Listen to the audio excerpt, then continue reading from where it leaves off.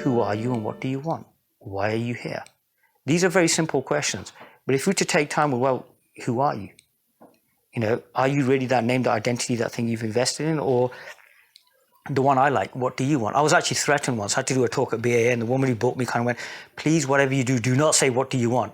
And then sick and tired of hearing it. So I walked in and kind of went, so let's look at the possible outcomes that we would be wanting to have come out of this talk. I was kind of a bit fly about it. She was luckily not at the talk. So yeah, to me, the questions, what do you want and who are you and why are you here, tend to kind of start engaging in a conversation, because yes, you can ask me questions about why Sheikh Abdul Qadir Jilani fasted 1 year, fell asleep 1 year, did this the other year and everything. But yeah, that's information.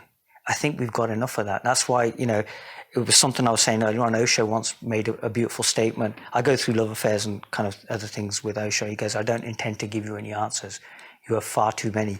We already have this stuff here. But because we have it, we're kind of almost disrespectful of it now. You know, because we know, let's be honest, he's not going to say anything new here. All the worst bit in the world is we bring this stuff as a shield. So, you know, I had this young lady who used to come to talks, and she would tell me about everything that she knew. And then one day, in a moment where we were talking, she goes, I just wanted to show you what I knew. But how much time did you waste? Because we could have been talking about things that really mattered, you know. So people will show up and sort of say, look, I need to sort about my chakras out, or I keep getting glimpses or whatever. That's all great. But what's the real heart of the matter here? That's where, yeah, possibly I may be able to help. You know, I had an incident with a man who'd lived in my neighborhood for absolutely years. And I was going through a really, really bad time. And he came up to me and goes, are you okay? Maybe we can help. And I missed the clue completely. Years later, I went to his funeral and he quoted this book called the Sayf al-Muluk. It's like a classic on Sufism. It's just poetry after poetry after poetry, because it seems to be a good way to kind of, in a sense, get the message through to people. Because you've got to block the conscious mind somehow. And the funny thing is, as I've walked into this place, the teacher, the name of the teacher that he was always quoting was just emblazoned across the wall. And I thought, oh, you were one of his.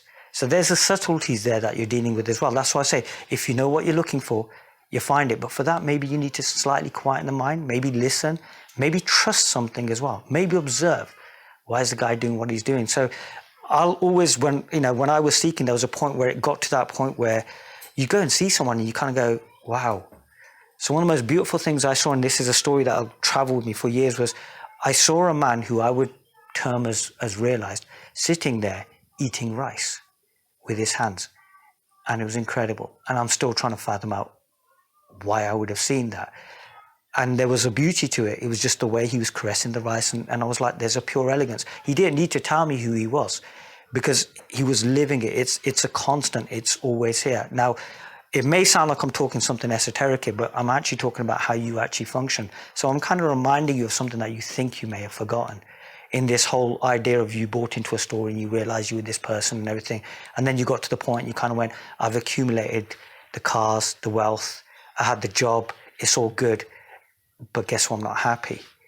And it's like, and then you go, I've got to get happy. But then what you do is you use the, use the methodology that you use to accumulate all this stuff to try accumulate here. So you accumulate knowledge, you accumulate everything, but it's not about accumulation now. It's about letting go of all the stuff that, you were meant to.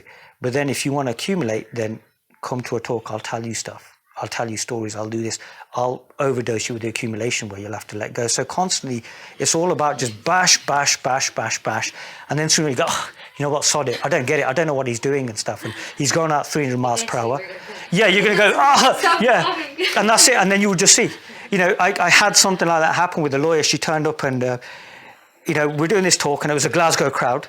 So you can imagine where this is going. And someone goes, hey, big man, what do you think's going to happen between Floyd Mayweather and Manny Pacquiao, right? So she's there, she's got the robes and everything, and she's expecting. I was like, yeah, you know what? Personally, I think Floyd Mayweather's going to do it. And he goes, nah, big man, you know what I mean, and everything. So it kicks off, okay, and she's getting increasingly frustrated because, God, he talks too fast. He doesn't shut up, right, okay? I don't know what he's talking about. Then he throws in these terms, and now, guess what? To add insult to injury, he's now talking about the Floyd Mayweather-Manny Pacquiao fight. And all of a sudden, she just comes up to me at the end and she goes, you know what, I tried to follow what you were saying. Eventually just went, oh, sod it. And there was just a release and surrender. I was like, yeah, cool, yeah, that's what I do. And that was it. So there's kind of method behind the madness. I keep telling myself that, because in that way, it may mean that I might know what I'm talking about. But yeah, I just, I just seem to be doing this. It seems to have kind of appeared like this because I remember the first talk I ever did, and I so wanted to sound like a non-duality guy. I so wanted to come out with the buzzwords that you guys would have liked and said, he talked about the oneness and stuff, and we loved him.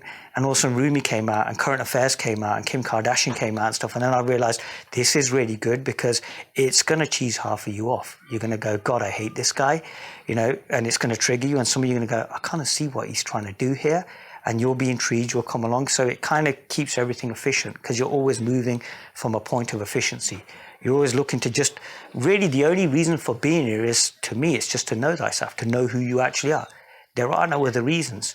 If you think this is going to improve your life, it's not. But guess what? Paradoxically, it may just do that as well. Because you may just meet yourself. You may then realize that even in the most mundane of things, that there's a miracle going on. You'll want to jump on a plane and you want to go somewhere, you want to hear something profound. So I could say something like, the tree has roots, and then just look off into the distance. And one of my mates actually did that as well. That was the best bit. And people are like, wow, it's profound because it's an Asian guy saying it. And he just went, a tree has roots.